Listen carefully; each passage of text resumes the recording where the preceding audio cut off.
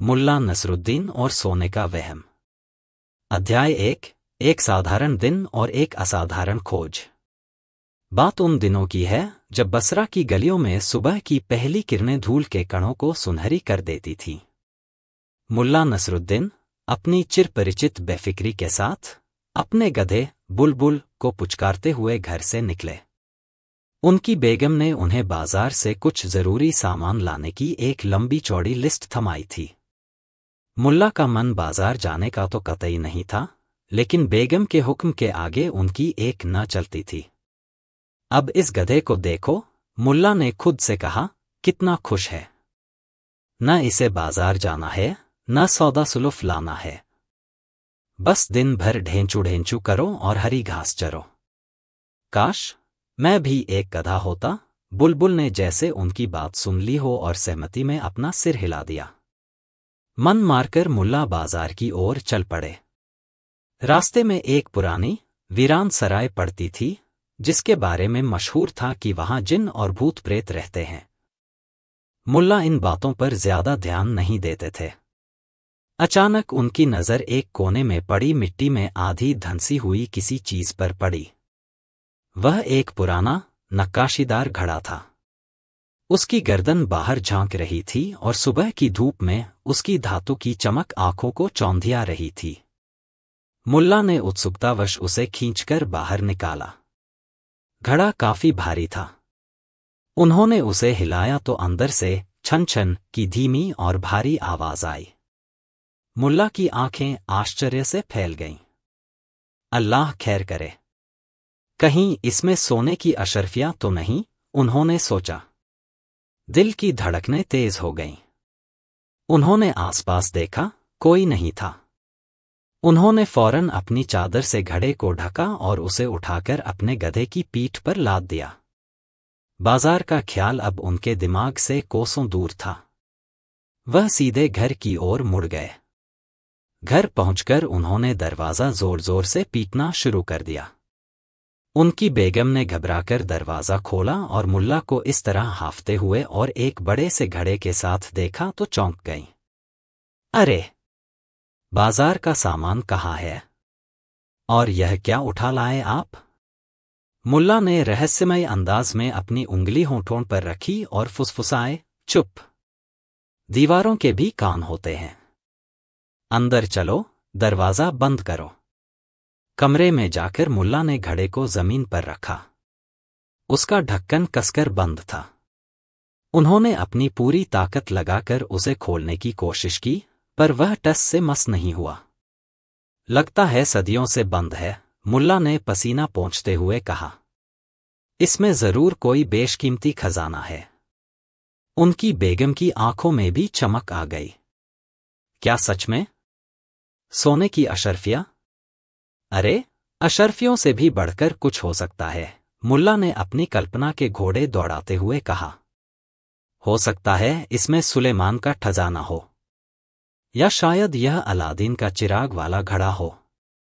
दोनों पति पत्नी उस घड़े के चारों ओर ऐसे घूम रहे थे जैसे वह कोई आसमानी चीज हो, लेकिन घड़ा खुलने का नाम ही नहीं ले रहा था। अध्याय 2। लालची पड़ोसी और उड़ती हुई अफवाह। मुल्ला नसरुद्दीन का एक पड़ोसी था, करीम बख्श।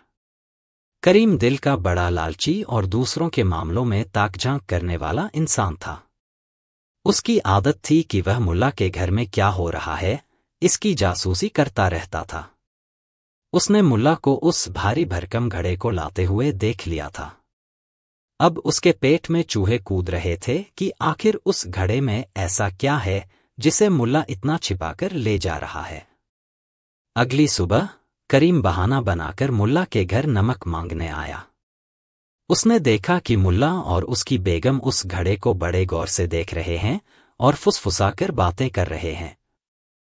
सलाम मुल्ला जी। क्या बात है, बड़े गंभीर लग रहे हैं? करीम ने पूछा। मुल्ला ने उसे देखा और उनके शैतान दिमाग में एक शरारत सूझी। उन्होंने सोचा, इस लालची को सबक सिखाने का इससे अच्छा मौका नहीं मिलेगा। मुल्ला ने एक गहरी सांस ली और दुखी चेहरा बनाकर बोले, क्या बताओ करीम भाई, बड़ी मुसीबत में फंस गया हूं। क्या हुआ? सब खैरियत तो है? करी ने उत्सुकता से पूछा। कल रास्ते में यह घड़ा मिला, मुल्ला ने घड़े की ओर इशारा करते हुए कहा। और यह सोने की अशर्फियों से लबालब भरा है।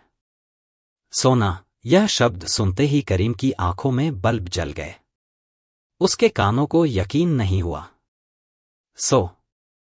सोना? पूरा घड़ा? उसने हकलाते हुए पूछा। हाँ भाई, पूरा घड़ा, मुल्ला ने अपनी आवाज को और भारी करते हुए कहा। अब मुझे डर लग रहा है कि अगर बादशाह को पता चल गया तो वह सारा सोना छीन लेंगे। समझ नहीं आ रहा कि इस सोने को कहाँ छिपाऊं। करीम के मुंह में पानी भर आया। उसने फौरन हमदर्दी दिखाते हुए कहा, मुल्ला जी, आप तो मेरे भाई जैसे हैं। आप चाहें तो यह घड़ा मेरे घर में रख सकते हैं। मेरे घर की तिजोरी बहुत महफूज है। किसी को कानों कान खबर नहीं होगी। मुल्ला मन ही मन हंसे। नहीं करीम भाई, मैं आपको खतरे में नहीं डाल सकता। यह बहुत बड़ा जोखिम है। मुल्ला ने जितना मना किया, करीम उतना ही पीछे पड़ गया। लेकिन मुल्ला ने उसे टाल दिया।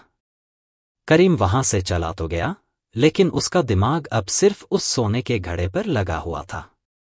उसने यह बात अपनी बेगम को बताई और फिर देखते ही देखते यह खबर पूरे मोहल्ले में आग की तरह फैल गई कि मुल्ला नसरुद्दीन को सोने से भरा घड़ा मिला है। अब हर कोई मुल्ला को हसरत भरी नजरों से देखने लगा। कोई उनसे उधार मांगने का बहाना ढूंढता तो कोई उनकी चापलूसी करने लगता। अध्याय 3, घड़े ने दिया बच्चा। दिन बीतते गए। मुल्ला ने उस घड़े को खोलने की और कोशिश नहीं की। वह बस उसे अपने आंगन में रखकर लोगों की प्रतिक्रियाओं का मजा लेने लगे। करीम रोज कोई न कोई बहाना बनाकर मुल्ला के घर आता और घड़े को हसरत से देखता। एक दिन करीम फिर आया। मुल्ला जी, मुझे एक दिन के लिए अपना यह सोने का घड़ा उधार दे दीजिए। मुल्ला ने हैरानी से पूछा, घड़ा उधार? भला घड़े का तुम क्या करोगे? करीम ने मक्कारी से कहा, दरअसल मेरे घर एक मेहमान आ रहे हैं। मैं चाहता हूं कि वह देखें कि मेरे पास भी कीमती चीजें हैं। बस एक दिन के लिए दे दीजिए, शाम को लौटा दूंगा। मुल्ला ने कुछ देर सोचने का नाटक किया और फिर राजी हो गए। ठीक है, लेकिन संभाल कर रखना। यह बहुत कीमती है। करीम खुशी खुशी वह भारी घड़ा उठाकर अपने घर ले गया। उसने पूरी रात उसे खोलने की कोशिश की, तरह तरह के औजार आजमाए, पर सब बेकार। अगले दिन वह मायूस होकर घड़ा लौटाने आया। जब वह घड़ा लौटा रहा था तो उसने साथ में एक छोटा सा मिट्टी का मटका भी मुल्ला को थमाया। मुल्ला ने पूछा, यह क्या है करीम भाई? करीम ने शर्माते हुए कहा, मुल्ला जी, रात को आपके घड़े ने एक बच्चा दिया है। यह छोटा मटका उसी का है। अब यह आपका हुआ। करीम ने सोचा था कि शायद इस चापलूसी से मुल्ला खुश हो जाएंगे और सोने में कुछ हिस्सा दे देंगे। मुल्ला ने हंसी रोकते हुए छोटा मटका ले लिया। बड़ी खुशी की बात है। मेरा घड़ा तो बड़ा चमत्कारी निकला। कुछ हफ्तों बाद मुल्ला करीम के घर पहुंचे। करीम भाई, मुझे आज रात के लिए अपना वह चांदी का बड़ा वाला पतीला उधार चाहिए। मेरे घर कुछ मेहमान आ रहे हैं। करीम ने सोचा कि मुल्ला अब अमीर हो गए हैं, उनसे दोस्ती बनाए रखने में ही भलाई है। उसने खुशी खुशी अपना सबसे कीमती और बड़ा पतीला मुल्ला को दे दिया। एक दिन बीता, 2 दिन बीते, हफ्ता गुजर गया। मुल्ला ने पतीला नहीं लौटाया। आखिरकार करीम खुद मुल्ला के घर पहुंचा। मुल्ला जी, मेरा पतीला। मुल्ला ने बड़ा ही दुख भरा चेहरा बनाया और बोले, अरे करीम भाई, क्या बताऊं, बड़ा अफसोस हुआ। आपका पतीला तो मर गया। करीम गुस्से से चीख पड़ा, यह क्या बकवास है? पतीला कहीं मरता है क्या? मुल्ला ने बड़े भोलेपन से जवाब दिया, क्यों नहीं मर सकता करीम भाई? जब मेरा घड़ा बच्चा दे सकता है तो आपका पतीला मर क्यों नहीं सकता? जब तुमने उसके बच्चा देने की बात पर यकीन कर लिया था, तो अब उसके मरने की बात पर क्यों यकीन नहीं करते? करीम बख्श का चेहरा देखने लायक था। वह शर्मिंदगी से लाल हो गया और बिना कुछ बोले वहां से खिसक गया। मोहल्ले वाले, जो यह तमाशा देख रहे थे, जोर जोर से हंसने लगे। अध्याय 4। बात पहुंची बादशाह तक। मुल्ला नसरुद्दीन और उनके सोने के घड़े की कहानी उड़ते उड़ते बादशाह के कानों तक भी जा पहुंची। बादशाह को भी लालच ने आ घेरा। उन्होंने अपने सिपाहियों को हुक्म दिया, जाओ, मुल्ला नसरुद्दीन को उस सोने के घड़े के साथ फौरन हमारे दरबार में हाजिर करो। सिपाही मुल्ला के घर पहुंचे। मुल्ला को बादशाह का बुलावा आया तो वह समझ गए कि अब मामला बड़ा हो गया है। उन्होंने घड़े को फिर से अपने गधे बुलबुल पर लादा और दरबार की ओर चल दिए। दरबार में बादशाह सलामत अपने भव्य सिंहासन पर बैठे थे। सारे दरबारी और वजीर मौजूद थे। मुल्ला ने अदब से सलाम किया। बादशाह ने कड़क आवाज में पूछा, मुल्ला, हमने सुना है कि तुम्हें सोने से भरा एक घड़ा मिला है। मुल्ला ने सिर झुकाकर कहा, आली जा, आपने जो सुना है वह सच भी है और झूठ भी। बादशाह को गुस्सा आ गया। यह क्या पहेलियां बुझा रहे हो? साफ साफ बताओ। मुल्ला ने कहा, हुजूर, यह घड़ा तो मुझे मिला है, यह सच है। पर इसमें सोना है, यह वहम है। वहम? बादशाह ने हैरानी से पूछा। लेकिन पूरे शहर में यही चर्चा है। जहांपनाह, मुल्ला ने मुस्कुराते हुए कहा, इंसान की असलियत और उसका लालच परखने के लिए एक छोटा सा वहम ही काफी होता है। मैंने तो बस यह देखने के लिए एक कहानी गढ़ी थी कि सोने का नाम सुनकर लोगों के दिल कैसे बदल जाते हैं। मेरा पड़ोसी, जो कभी सीधे मुंह बात नहीं करता था, वह मेरा भाई बन गया। जो लोग मुझे देखकर रास्ता बदल लेते थे, वे मुझे सलाम करने लगे। यह सब इस घड़े का नहीं, सोने के वहम का कमाल है। बादशाह ने गहरी सोच में पड़ते हुए कहा, तो तुम कहना चाहते हो कि इस घड़े में सोना नहीं है? इसका फैसला तो आप खुद ही कर सकते हैं, हुजूर, मुल्ला ने कहा। पर इसे खोलने की एक शर्त है। क्या शर्त? बादशाह ने पूछा। मुल्ला ने कहा, इस घड़े को वही इंसान खोल सकता है जिसने अपनी जिंदगी में कभी किसी की चीज देखकर लालच न किया हो, कभी झूठ न बोला हो और कभी किसी का हफ न मारा हो। यह सुनते ही पूरे दरबार में सन्नाटा छा गया। बादशाह ने अपने वजीरों की तरफ देखा। सबने अपनी नजरें झुका लीं। खुद बादशाह भी चुप हो गए। कोई भी उस शर्त पर खरा उतरने का दावा नहीं कर सकता था।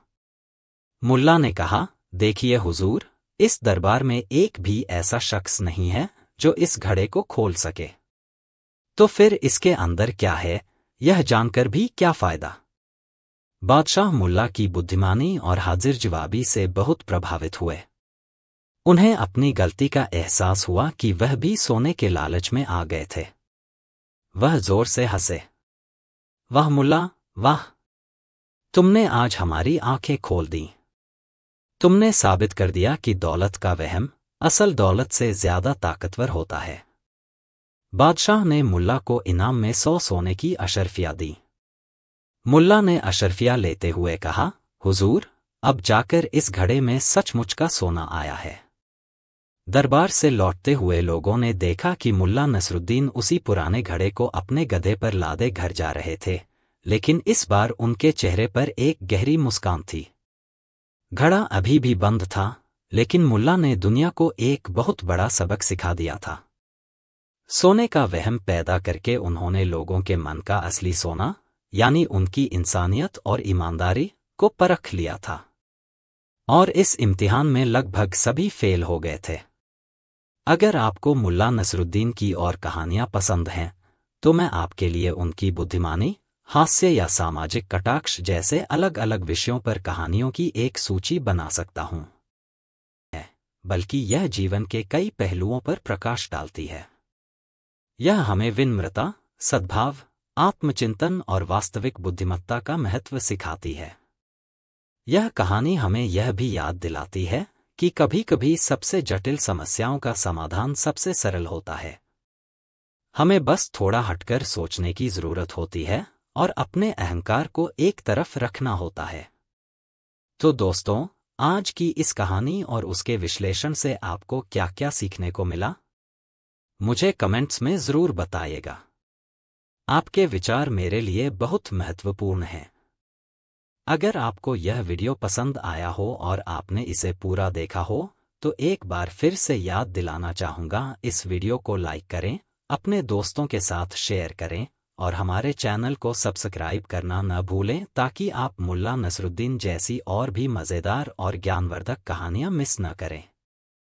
मैं उम्मीद करता हूँ कि आप सब इस सीख को अपनी ज़िंदगी में अपनाएंगे और कभी भी खुद को अकेला अक्लमंद नहीं मानेंगे। क्योंकि सच्चा ज्ञान और बुद्धिमत्ता हमेशा सीखने, समझने और दूसरों का सम्मान करने से आती है। अगले वीडियो में मिलते हैं एक नई कहानी और नए विचारों के साथ। तब तक के लिए खुश रहिए, स्वस्थ रहिए और हमेशा कुछ नया सीखते रहिए। जय हिंद। अंतिम विचार। दोस्तों, मुल्ला नसरुद्दीन की कहानियां सदियों से लोगों को हंसाती और सिखाती रही हैं। उनकी हर कहानी में एक गहरी फिलॉसफी छिपी होती है, जिसे समझने वाला व्यक्ति अपने जीवन को और भी बेहतर बना सकता है। अकेला अक्लमंद की यह कहानी हमें यह भी बताती है कि असली अक्लमंदी दूसरों की बातों को सुनना, समझना और अपने अहंकार को नियंत्रित करना है। अगर हम सब इस सिद्धांत को अपना लें, तो हमारे समाज में बहुत से झगड़े और गलतफहमियां दूर हो सकती हैं। तो अपनी राय जरूर दें और बताएं कि आपको यह कहानी कैसी लगी और इससे आपने क्या सीखा। धन्यवाद और मिलते हैं अगले वीडियो में। दोस्तों, आज मैं आपको मुल्ला नसरुद्दीन की एक ऐसी मज़ेदार कहानी सुनाने जा रहा हूं, जिसे सुनकर आप अपनी हंसी रोक नहीं पाएंगे। कहानी का नाम है खुद की चोरी। एक दिन मुल्ला नसरुद्दीन अपने बगीचे में काम कर रहे थे। अचानक उन्हें एहसास हुआ कि उनके गधे का बच्चा, जो अभी अभी पैदा हुआ था, गायब है। मुल्ला बहुत परेशान हुए। उन्होंने अपने गधे के बच्चे को आस पड़ोस में ढूंढा, लेकिन वह कहीं नहीं मिला। मुल्ला को लगा कि किसी चोर ने उसे चुरा लिया है। मुल्ला तुरंत काजी के पास गए और उन्हें अपनी समस्या बताई। काजी ने मुल्ला की बात सुनी और कहा, मुल्ला जी, आप चिंता न करें, हम चोर को ढूंढ निकालेंगे।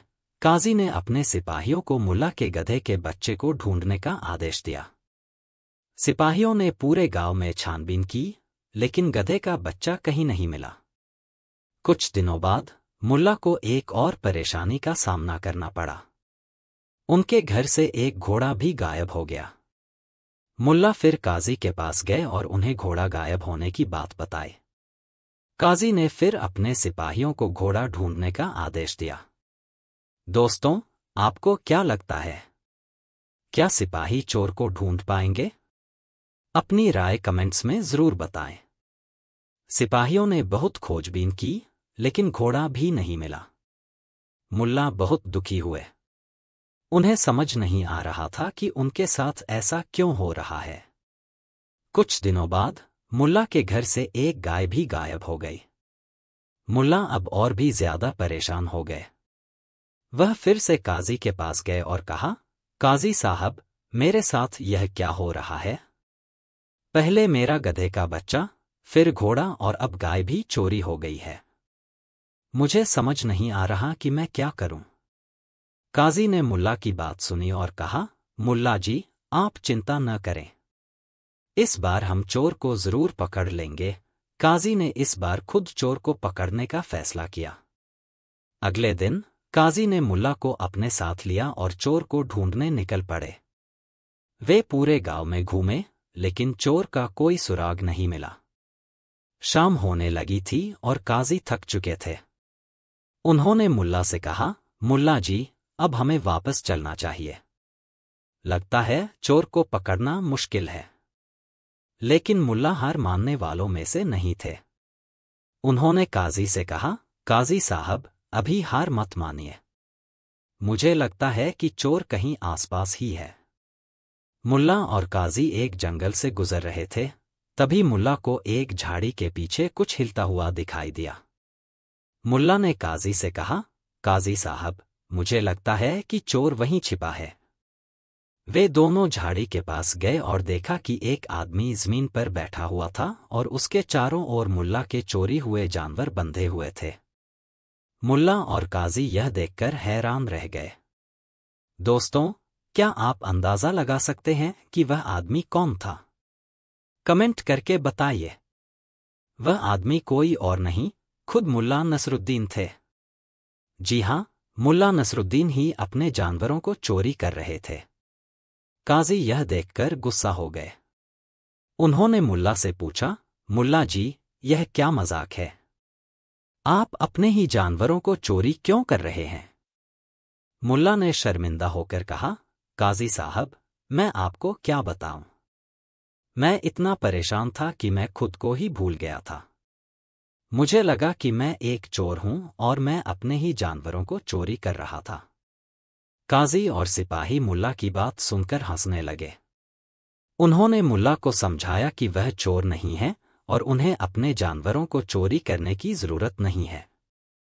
मुल्ला को अपनी गलती का एहसास हुआ और उन्होंने काजी और सिपाहियों का धन्यवाद किया। दोस्तों, यह कहानी हमें बताती है कि कभी-कभी हम इतने परेशान हो जाते हैं कि हम खुद को ही भूल जाते हैं। हमें हमेशा शांत रहना चाहिए और अपनी समस्याओं का समाधान ढूंढना चाहिए। अगर आपको यह कहानी पसंद आई हो तो इस वीडियो को लाइक करें, अपने दोस्तों के साथ शेयर करें और हमारे चैनल को सब्सक्राइब करना न भूलें। मिलते हैं अगले वीडियो में एक और मज़ेदार कहानी के साथ। यहाँ मुल्ला नसरुद्दीन की मेहमान नवाजी पर आधारित एक मज़ेदार और अनोखी कहानी है, जिसे आप अपनी YouTube वीडियो के लिए इस्तेमाल कर सकते हैं। कहानी में लाइक, कमेंट, शेयर के लिए संकेत और ऑडियंस से सवाल भी शामिल हैं, ताकि दर्शक अंत तक बने रहें। वीडियो टाइटल, मुल्ला नसरुद्दीन की मेहमान नवाजी, जब पड़ोसी के खाने में निकला। वीडियो शुरू होता है, आप मुस्कुराते हुए कैमरे की तरफ देखते हैं। नमस्ते दोस्तों, उम्मीद है आप सब बढ़िया होंगे। आज मैं आपके लिए मुल्ला नसरुद्दीन की एक ऐसी मज़ेदार कहानी लेकर आया हूं, जिसे सुनकर आप हंसते हंसते लोटपोट हो जाएंगे। ये कहानी न सिर्फ आपको हंसाएगी, बल्कि एक गहरी बात भी सिखा जाएगी। तो तैयार हैं? हल्का सा म्यूजिक, कहानी शुरू। पुराने समय की बात है। मुल्ला नसरुद्दीन अपने सीधे सादे और बेफिक्र अंदाज के लिए मशहूर थे। उनकी एक खासियत थी मेहमान नवाजी। मुल्ला के घर अगर कोई आ जाता तो वो अपनी तरफ से कोई कसर नहीं छोड़ते थे। एक बार मुल्ला के गांव में एक नया पड़ोसी आया।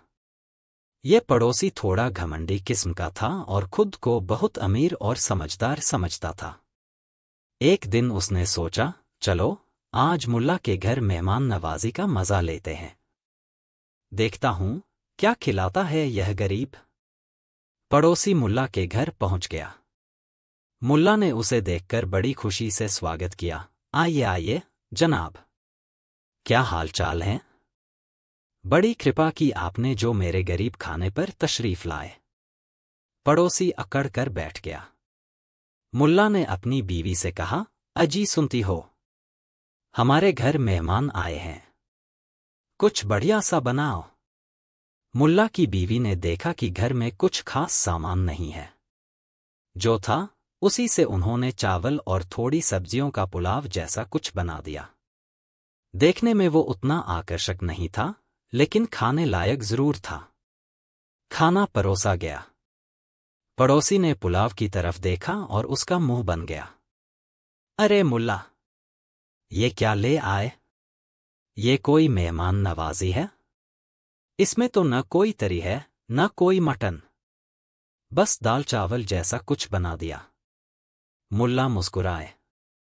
जनाब, माफ कीजिएगा, हमारे घर में तो यही मामूली खाना बनता है। लेकिन आप चिंता न करें, मैंने इसमें एक खास चीज डाली है। पड़ोसी की भौहें तन गईं। खास चीज? वो क्या है? मुल्ला ने बड़े ही शांत स्वभाव से कहा, जनाब, इसमें मैंने अपने हाथों से प्यार डाला है। कहते हैं ना, प्यार से परोसी गई सूखी रोटी भी पकवान लगती है। पड़ोसी को मुल्ला की बात सुनकर और गुस्सा आ गया। उसने एक चम्मच पुलाव उठाया और जैसे ही मुंह में डाला, अरे, ये क्या? इसमें तो पत्थर है। सही सुना आपने दोस्तों, पुलाव में एक छोटा सा पत्थर निकला।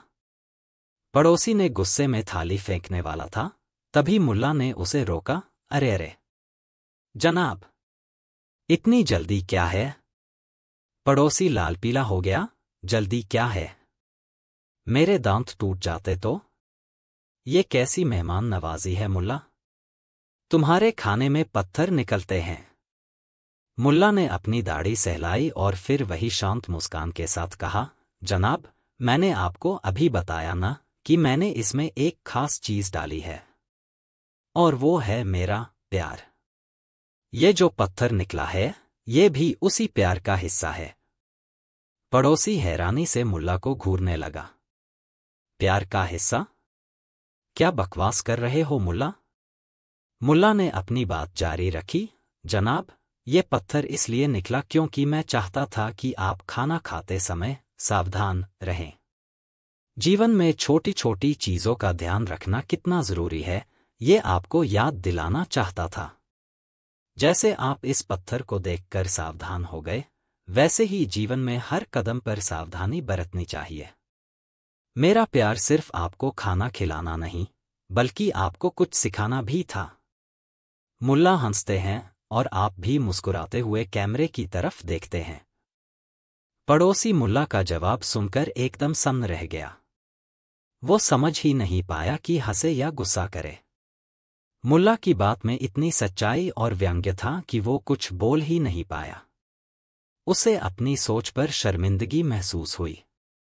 उस दिन के बाद पड़ोसी ने कभी मुल्ला की मेहमान नवाजी पर सवाल नहीं उठाया, बल्कि वो मुल्ला की समझदारी का कायल हो गया। कहानी खत्म होती है। तो दोस्तों, कैसी लगी आपको मुल्ला नसरुद्दीन की ये अनोखी मेहमान नवाजी की कहानी? मुझे उम्मीद है कि आपको ये जरूर पसंद आई होगी। चलिए, अब आपसे एक सवाल। अगर आप मुल्ला नसरुद्दीन की जगह होते और आपके खाने में पत्थर निकल आता, तो आप क्या जवाब देते? कमेंट करके जरूर बताइएगा। दोस्तों, इस कहानी से हमें क्या सीख मिलती है? यही कि हमें कभी किसी को कम नहीं आंकना चाहिए। मुल्ला ने अपने सीधेपन और समझदारी से घमंडी पड़ोसी को भी सबक सिखा दिया। और सबसे बड़ी बात, किसी भी रिश्ते में प्यार और इज्जत सबसे जरूरी है, दिखावा नहीं। अगर आपको ये कहानी अच्छी लगी और आप ऐसी ही और मज़ेदार कहानियां देखना चाहते